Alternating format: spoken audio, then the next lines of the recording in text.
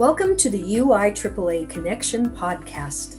The UIAAA would not be able to broadcast this podcast without the support of our business partners. Thank you to all the gold and silver business partners of the UIAAA, BSN Sports, and our contact Jeremy Macy. Final Forms AMP with contacts Julie Renner and Clay Burnett. Granite Canyon Wealth and our contact Megan Palazzo.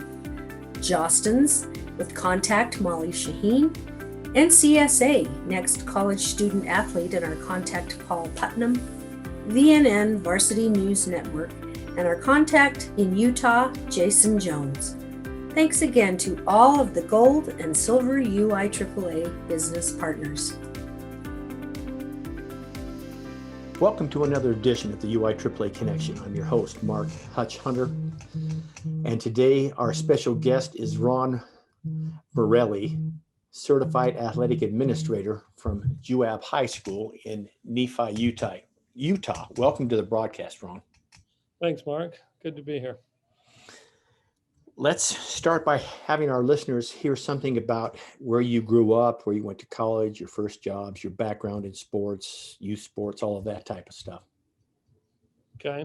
Well, I was born in Price, Utah, and I lived in Helper, Utah, which is just about 10 minutes, north of Price. And so I grew up. I've been to Helper. The what's the name of the restaurant there on Main Street that's still pretty famous? Eatery. Yeah, I've had lunch there. It's good. Yeah, it's pretty good. Yeah. So yeah, that's where I grew up, in small town, and went there, went to Carbon High School, graduated from Carbon High School, and so I was there until I was 21. My parents had bought a lumber store the year I was born, back in 1964. So that would be my first job from as little age I could be. You're down there, and that was our family run business. There was me and my three other brothers, and so was it in Helper or was it in Price?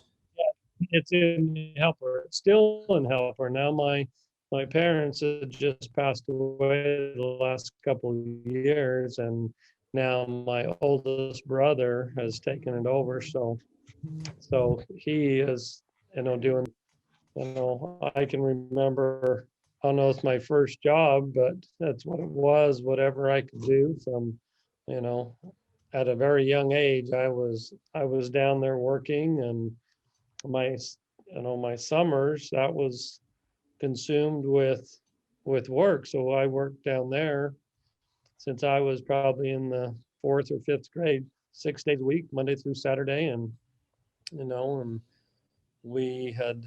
my dad there was a little store, and he wanted to build quite a bit bigger one. And so that's what we did on Saturday evenings and all day Sunday. It was, our family built that store too. So it was, a lot of work. And I don't know if I liked the work ethic when I was growing up, but it sure has served me well now. But, I'm sure. Say, how do you work so long and so many hours? And I'm like, that's just what I grew up with. That's how it was. And so that's a little bit about background and work, and playing sports. I mainly played baseball all my life. I started young. I started at 9 years old, and actually my oldest brother was my first coach. And, when somebody'd miss a grounder, it'd be the second grounder, it'd be easy to them. But when I missed it, it was twice as hard because, he had no sympathy, but it made me a better player. And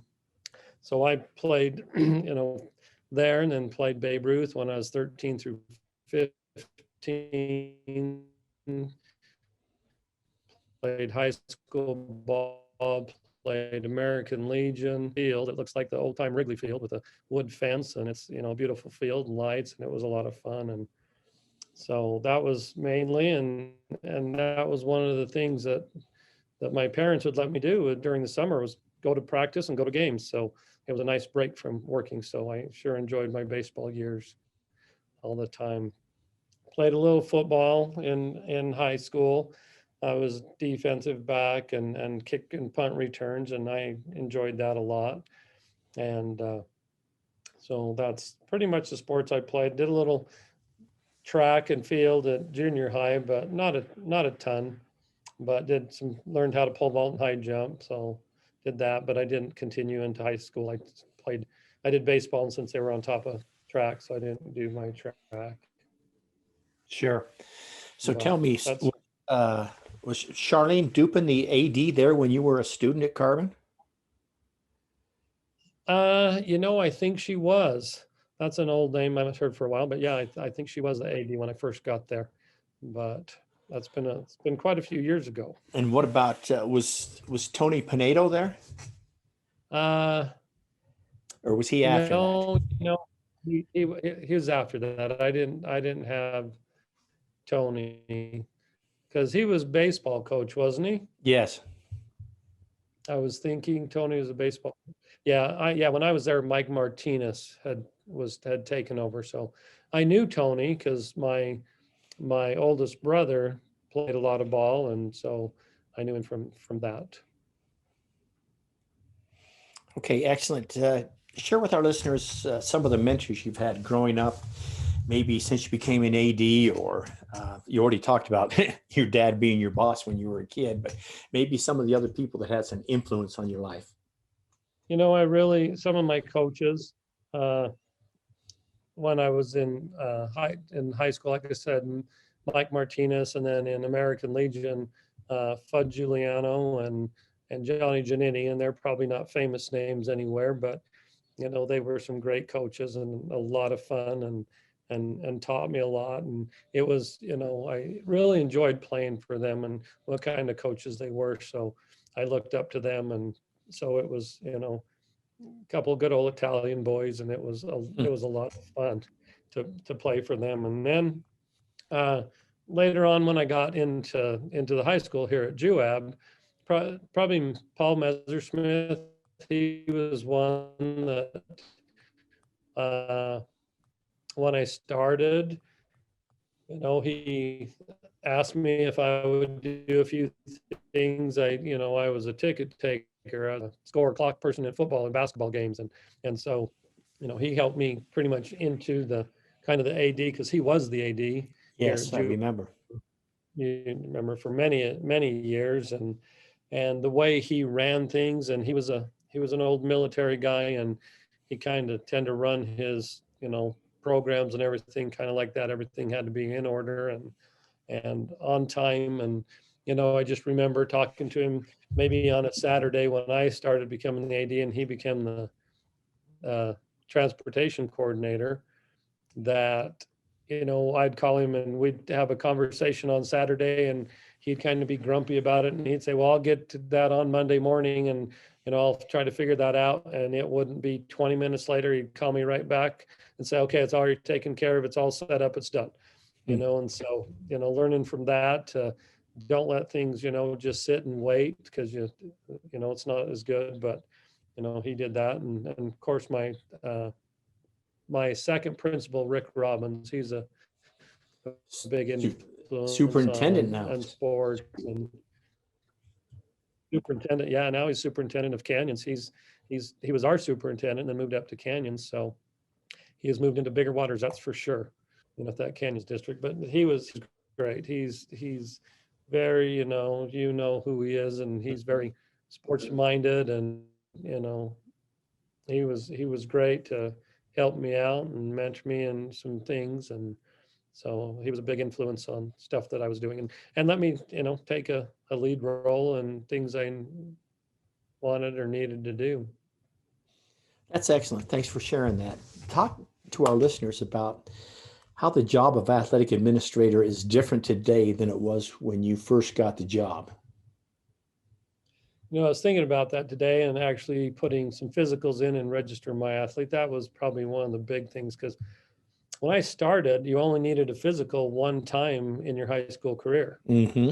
So, and you probably remember that. And so they would give physicals, as a freshman, and you'd have the files full of, paper and track and physicals for 4 years, and then keeping all the grades separate. And then as people came in, and and putting all that paperwork, keeping all that paperwork on file in a big filing cabinet, and then all the eligibility had to be, signed or written down on a piece of paper and either faxed or mailed into the state to let them know who was eligible for that team, and getting the coaches to do that and keeping all that paperwork. And that's a huge change. And it's much more convenient on Register My Athlete to have that, but then it also causes, I think, even more stuff to, the parents don't fully do everything and can't Right. don't know why that it's not in and what's going on. And,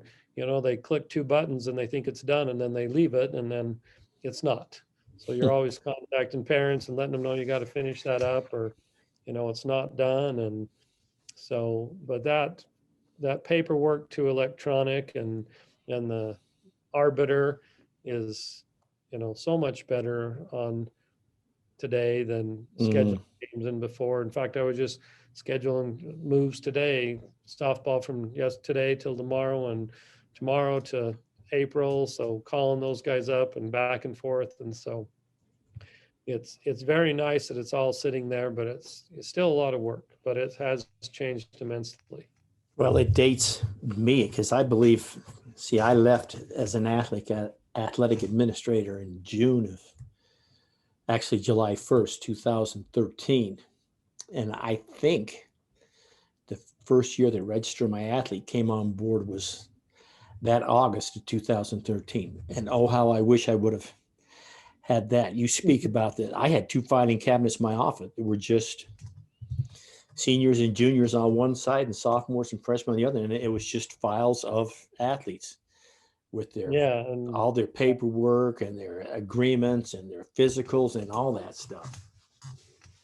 So I can imagine it's quite a bit nicer.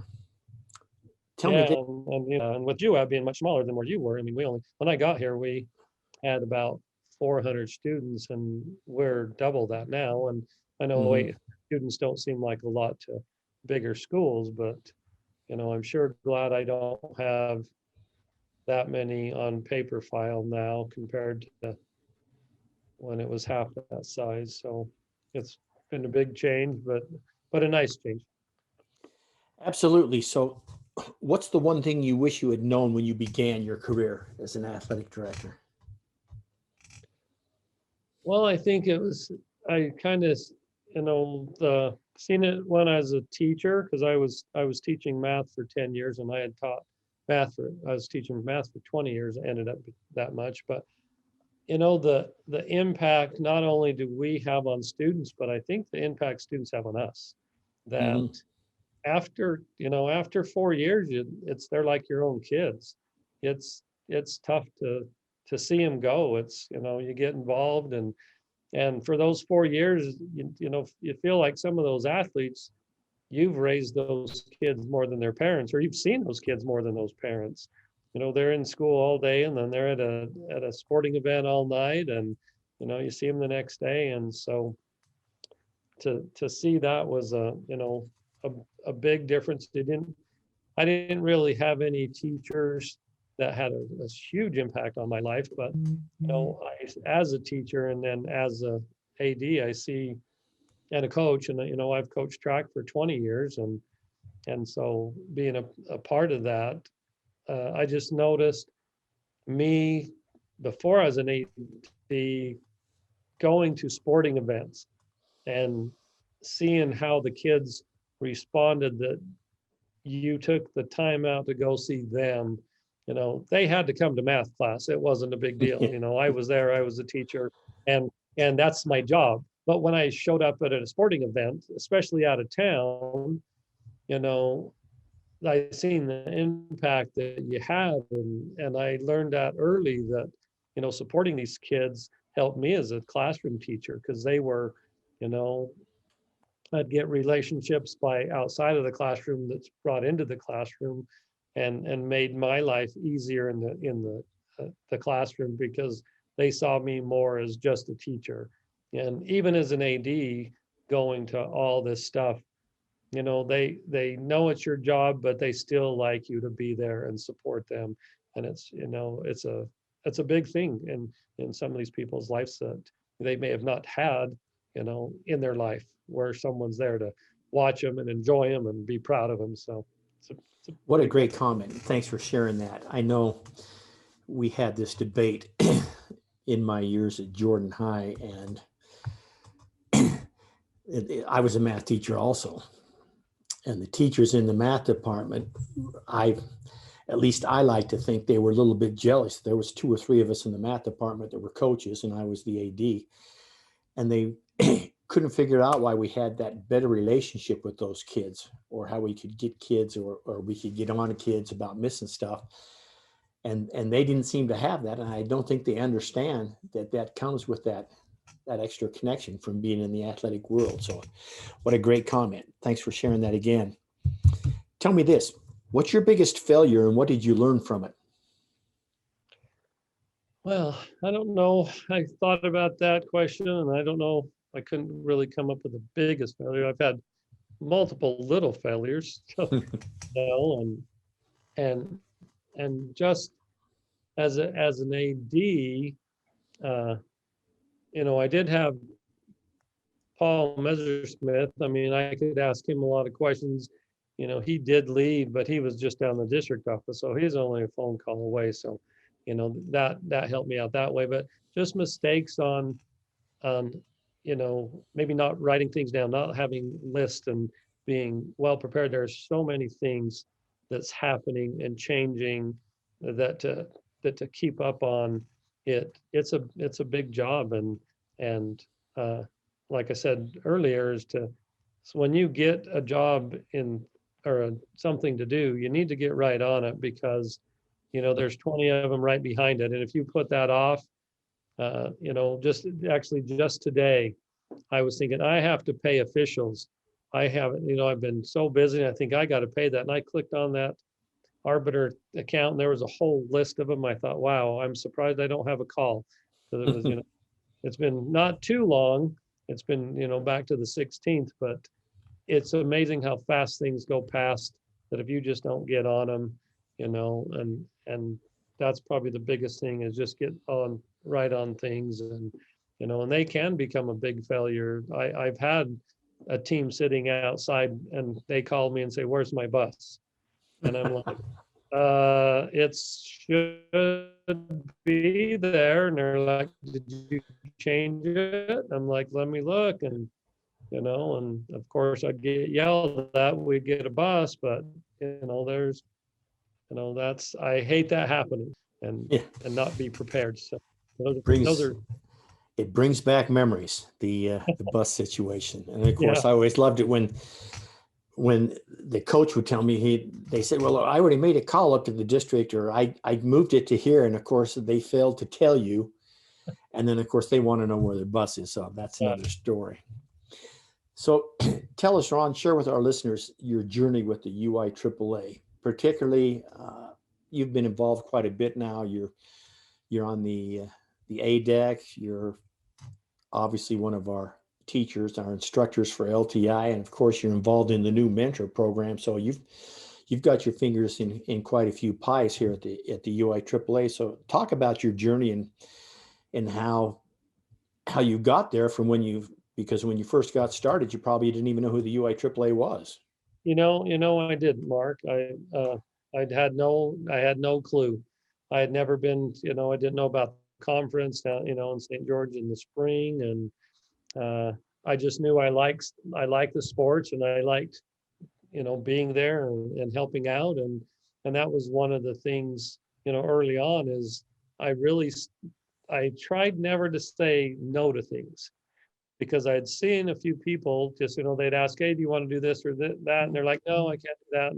And I would usually always say yes. And then when opportunities showed up, then I was, the one that always said yes or helped out. So they came to me first. And so that's really the AD part. But, the LTI or the UIAAA, I first went down to the conferences, started taking the LTI classes, and that talking with the other ADs and getting to know them and talk with them. And see, to pick their brains about stuff.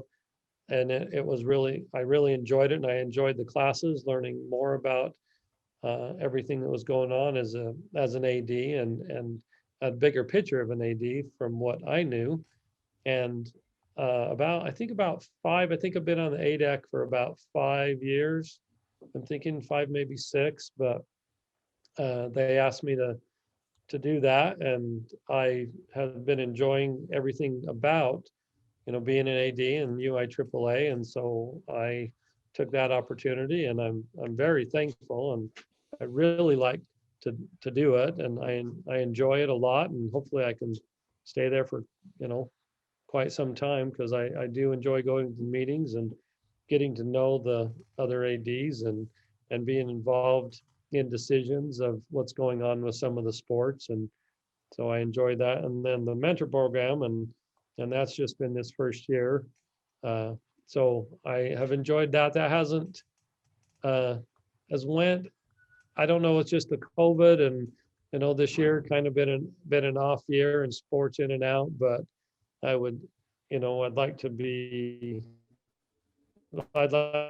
see that pick up, and my part in it to pick up more, and be more in contact with the athletic directors and help out. And I have had a lot of ADs over the years call me, and and it's not just been just from 2A or 3A. I've had 4A or 5A people call me to ask me questions, and that comes from them knowing me from the conference and being on ADAC, that that they see me as someone that has information, and understand what's going on. So that's been nice, and vice versa. I've called them, and I've got a few good friends at North, and it's been nice to keep in contact and ask them questions. So it's been great.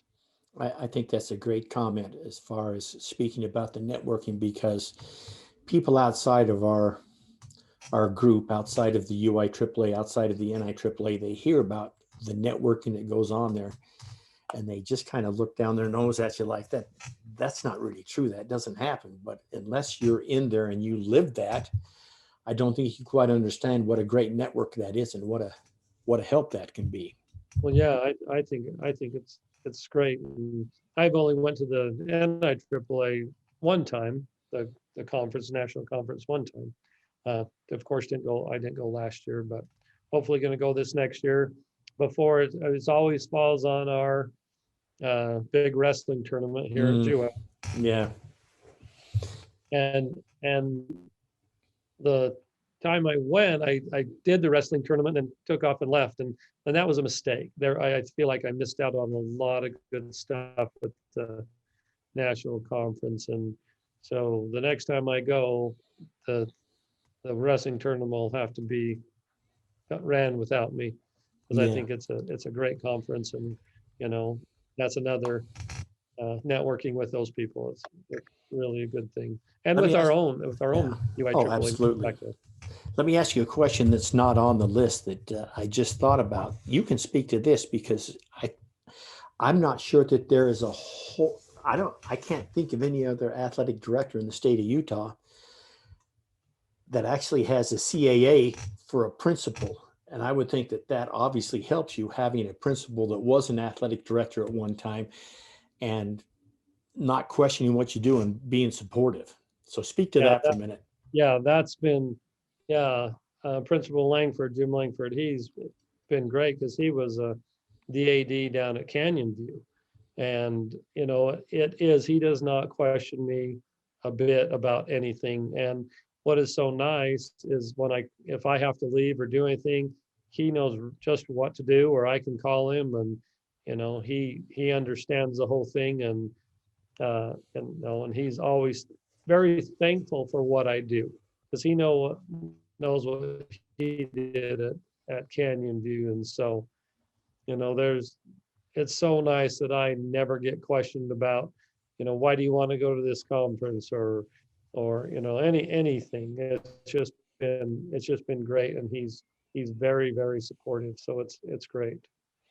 Let me ask you this. I feel very fortunate, because I know people that don't have that. No, exactly. And there's some principals that are exactly the opposite. And I had a bunch of good ones when I worked at Jordan, so I didn't have issues like that. But I want to ask you this about your kids at Juab, because you're at a school now where you've won a football championship in the fall and a basketball championship in the winter, back to back. That just doesn't happen. I want to say once every 7 or 8 years there may be a school that gets that, but that's a huge thing. Talk to our listeners about what that does for your school as a community and for your kids in general to have two high profile championships like that, and how it's maybe changed some of the things around your school. With our football program, I mean, we've been knocking at the door for years. Oh yeah.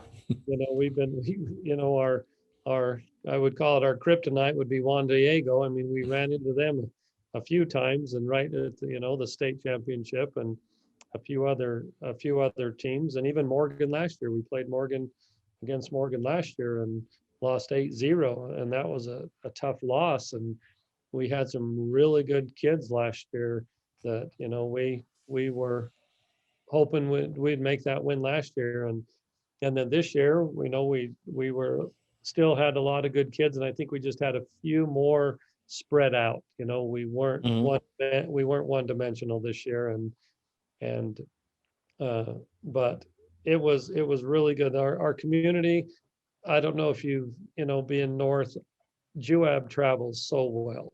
I mean, our community just travels well. We're one of the biggest crowds at almost every game. We, very excited, very happy for the community and the kids that they finally did get that championship, and finally made it and pushed through. And that was our first ever in football. So it's been, over 100 years since Juab's been here that they've even had a football championship. So, the town has been really excited. And basketball, this year we just had a great team. Probably the downfall is we had 6 great seniors and 6 or 7 great seniors, and we're going to lose them all. And so that's going to kind of gut our basketball team a little bit. But this team was, just very good. And, they came together this year, and even one of our point guards, he was actually academic ineligible from first of the season until the end of December. And he ended up being the MVP at the state tournament. So, that was a big thing, and he was a big contributor, but we needed all of them, and to get that that team lifetime, and I was sure glad, and the community was glad that it did, that championship didn't slip past us, and it was a great thing. Well, that's excellent, because I just know I had almost the same thing back at Jordan, but they weren't back to back with the basketball and the football. It can just be such a huge unifier for everybody in the school and for everyone in the community. Right. And then we had wrestling also this year. So we had 3, that's wrestling's 5th straight, but that gives us 3 in 1 year, which is huge. And like you said, especially with the football and basketball. Yeah, that's incredible. That is incredible. And I would guess, to debunk those who think you have to specialize in sports, I'm sure there was football kids on the basketball team and the wrestling team. Yes, yeah, they're on both. And so, and then we have the football and the basketball too. So it just we really encourage the multi-sport athlete here. I mean, it just now we have some of those basketball players are on the track team. Excellent. And so we spread them out. That's as it should be. Yeah. So share with our listeners, what is the favorite part of your job as an athletic administrator? I kind of touched on it earlier, the relationships with the kids. It's like I said, it's so much more meaningful for them when you are in their world and not, they have to come to school and they have to go to class and they have to go to math class and history class, but and we have to be there to teach, but, we don't have to be to their games. We can go home and not be a part of it, but it makes a huge difference with those kids. And it's nice to see them uh, succeed in what they love, and I know with you being a math teacher, there's not very many people that are good at math or even like math, True enough. and so it's nice to see when I was a math teacher to see that struggling kid in math, and he's not a very good math student, but it's so nice to see him shine on the basketball court or that girl on the softball field, and to see uh, their qualities and what they're good at. Just because they're not good at something at school work, they have their talents also. So Yeah, it's good to see that their talent. that's very well said. So, Ron, share with a new AD, someone who's between 1 and 4 years, as I consider a new AD. You can give them two things to put in their toolkit, or two things that they absolutely need to do to be successful as an athletic administrator. What would those two things be? Well, first I'd say the telephone numbers of every other athletic director around, that they're not alone, and that there are people out there that are willing to help. And like I talked about early, it doesn't even have to be in your own classification. For me right now, I had in the last couple of weeks, like, I know this isn't very much, but like 7 transfers. We had 3 or 4 coming out of Lehigh, and one coming out of California, and one coming out of, I can't remember, but it was coming out of state somewhere else. And I had quite a few, and that was, kind of an odd thing. But where if I have problems with transfers or what's going on, that's where like a bigger school may already have those problems that a small school doesn't, where you can call that athletic director from a bigger school, and it might be new to us, but it's not new to them. And I just know who I've talked to, they are always more than willing to help out, give you information, you know, email you back, text you back if you have their phone number, or call you back. And, they're very grateful to give you that information. I haven't found one that hasn't been great. So that would be my first thing is, make sure you're not alone in this job, and that you have a lot of support from other athletic directors. And the next thing would be take the LTI courses, and go to the conference, at least the UIAAA in St. George. Go to that conference and start networking, and be a part of that, and it will make your life a lot easier. It just does, when you have support and someone there that you could call and talk to when you feel like you're kind of on an island on your own, when you're just learning. I know I know in my region, we're not that big, but Delta just a couple of years ago, they got 2 new ADs, and they were always calling me, what about this? What about that? And I was just more than happy to help them, just as other people are more than happy to help me. Well, I want to just add on to that, if I might, and ask for your comment after this. Think about all the athletic administrator conferences you've been to, as opposed to when you were coaching. Let's say you were at a wrestling conference or a basketball or a football conference. You go to one of those conferences and they've got a state champion or maybe a college coach in there, and they get up on the board and they start sharing the X's and O's, and they basically give you 30% of what they're doing, because those secrets that make them great, they don't share.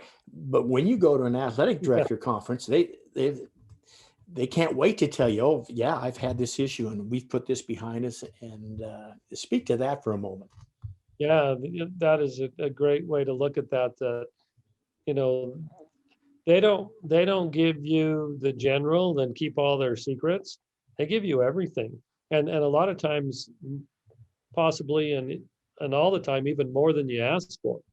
Or they say, oh, by the way, and did you know about this? Well, I got you on the phone, and this could help out. And I know you're going to run into this problem. So, so they're willing to give you everything. They're willing to give you their whole playbook, and there's no reason to hide anything. It's giving you everything's not going to make them look bad, or I'm not going to win something when they're not. Right. So, that's a great thing. They give you everything. Well said. Let me finish with this question then, Ron. What question should I have asked you that I failed to ask you? Oh, I don't know. Maybe do I still like being an AD, or do I regret anything about being an AD? So do you still like being the AD? Yeah, I do. I love it. I've only been full-time AD for 2 years. When I started, I was full-time math teacher and AD. So, when I know the feeling. I would get done at 9:30 from a basketball game, and I would head to my classroom for another hour and a half to prepare and make sure everything was ready before I went home. So, that being just strictly AD has been great and amazing. How I think everybody does is you don't know how you did what you did. I'm like, people ask me, how did you teach full-time and be AD full-time? You're always so busy as an AD. How did you even do that? And when you look back, you think, I don't know, how did I do it? And you just do it, and the work gets done somehow. Well, thank you. Great answer. Thanks for sharing some of your past with us and some of your great practices. Once again, our guest today has been Ron Marrelli, Certified Athletic Administrator, the Director of Athletics at Juab High School.